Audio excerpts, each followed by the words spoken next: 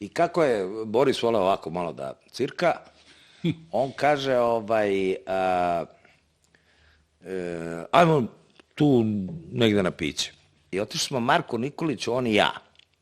I ne znam gde je Marko otišao, ja sam ostao s njim, on je bio već poprilično onako popio. I neki mu je prišao i tamo, voleli su ga, on je rekao, Borise, daj šta ovi tvoji tamo maltretiraju ove u Kninu.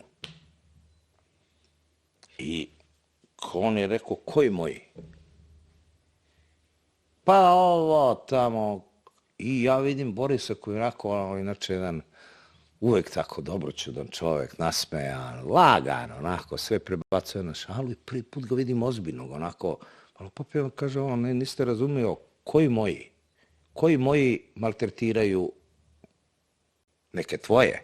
I ja vidim, nećemo na dobro izaći i međutim, srećom je tu bilo još ljudi i nekako se to onako pređe malo kafanski, ma nije si ga razumeo, ja sam bla, bla, bla, nazdravi se piće i vidim smrkne se Boris i kaže Marku, vozi me u hotel. I eto, to je bilo, sutra dan smo još snimali, ali nije, tu sam prvi put video da čak i veliki Boris Dvornik u Beogradu gde ga svi obožavaju, čak i on, eto, nekomu je nešto rekao što nije primereno, a on je to doživeo mnogo teže.